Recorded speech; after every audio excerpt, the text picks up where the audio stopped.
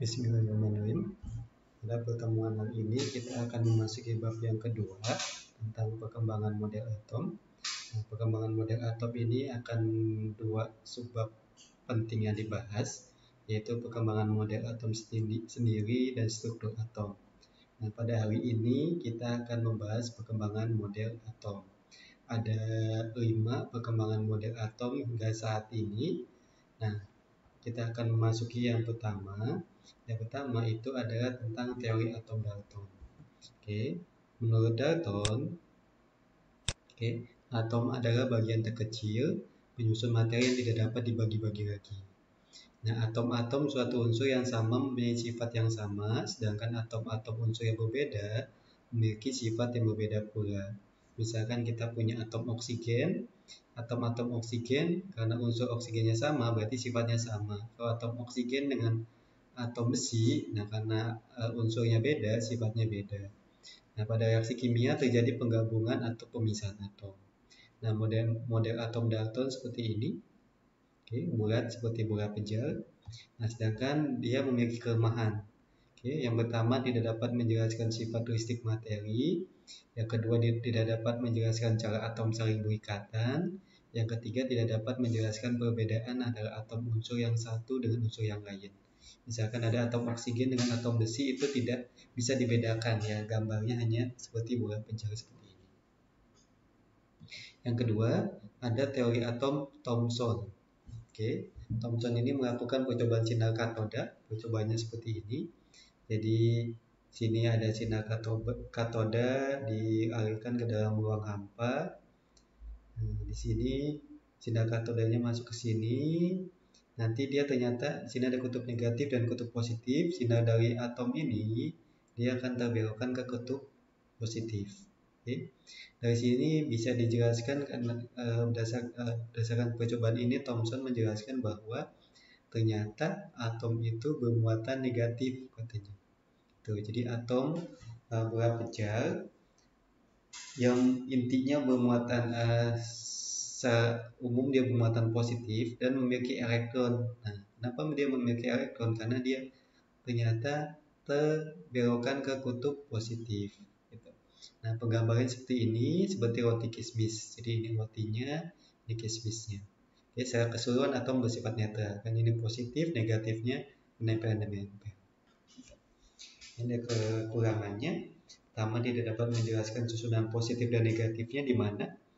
Yang kedua, tidak dapat menjelaskan hamburan sinar alfa dari Rutherford yang akan kita bahas pada percobaan yang ketiga. Nah, model atom yang ketiga itu Rutherford. Rutherford melakukan penghamburan sinar alfa. Jadi ini sinar alfa, sini lempeng tipis emas. Nah, ini sinar alfa itu muatan positif. Saat ke lempeng emas ini, ternyata saat bagian di tengah, pas di tengah, sinar alfanya dipantulkan. Bagian di pinggir dia diteruskan. Bagian agak paling pinggir lagi dia dibelokkan sedikit. Jadi banyaknya yang diteruskan, pas di tengah ini dipantulkan. Dari sini Rutherford berkesimpulan bahwa di tengah ini ada inti atom. Di tengah itu ada inti atom yang muatannya positif. Kenapa? Karena sinar atom muatan positif. Positif dengan positif dia dibelokkan. Di atom terpusat, massa atom terpusat di inti atom. Elektron-elektron bermuatan negatif beredar mengiringi inti. Beredar mengiringi inti karena ada beberapa sinar alfa yang dibelokkan. Terus dia bermuatannya netral karena jumlah proton yang muatan positif nanti dinamakan proton, yang muatan negatif dinamakan elektron. Ini jumlahnya sama, jadi dia netral. Penggambaran seperti ini. Ini adalah model atom Rutherford. Nah, berikutnya ini gambaran sinarannya dipantulkan itu yang kena proton, dibelokkan yang kena elektron, yang diteruskan terkena ruang hampa. Nah, kelemahannya tidak dapat menjelaskan kenapa elektron yang berputar lama-lama tidak jatuh ke dalam inti. Jadi ini kan katanya terus berputar. Nah, itu tidak dapat dijelaskan kenapa dia tidak jatuh ke dalam inti. Nah, berikutnya teori atom model atom Niels-Bohr. Ini melengkapi Rutherford yang teori ketiga. Nah, si Bohr ini menjelaskan bahwa elektron beredar mengiringi inti pada lintasan tertentu. Jadi ternyata elektron itu memiliki lintasan masing-masing. Nah, terus elektron bergerak tanpa menyerap atau melepas energi. Jadi dia bergerak itu tanpa menyerap atau melepas energi. Nah, tapi setiap lintasan itu memiliki tingkat energi tertentu. Tingkat energi paling kecil ada paling dekat dengan inti. Jadi ini paling kecil, berarti yang paling jauh ada paling besar. Nah, elektron juga dapat berpindah dari satu lintasan ke lintasan yang lain. Kalau dari yang paling besar ke yang mendekati inti, dia akan melepas energi karena supaya energinya sama dengan yang lintasan ini. Kalau dari lintasan yang terkecil ke lintasan yang terlalu besar, dia akan menyerap energi.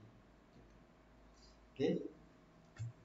Nah, kelemahannya terjadi penyimpangan untuk atom yang lebih besar dari hidrogen. Nah, berikutnya teori atom modern atau mekanika kuantum. Nah, berdasarkan mekanika kuantum, ternyata elektron memiliki sifat dualisme atau sifat materi dan sifat gelombang. Gerakan atom pada lintasan berupa gerakan gelombang, jadi bukan elips seperti tadi, sehingga tidak mungkin berbentuk lingkaran dengan jari-jari tertentu, tapi berupa kebolehjadian ditemukan elektron pada daerah tertentu di sekitar inti atom. Oke. Nah, jadi kalau kita rangkum, teori atom Dalton sederhana seperti ini, seperti bola pijar. Terus teori atom Thomson ini seperti roti kismis. Terus Rutherford seperti lintasan elips dengan inti di tengah, elektron mengiringi inti. Percobaannya namanya percobaan zona alpha.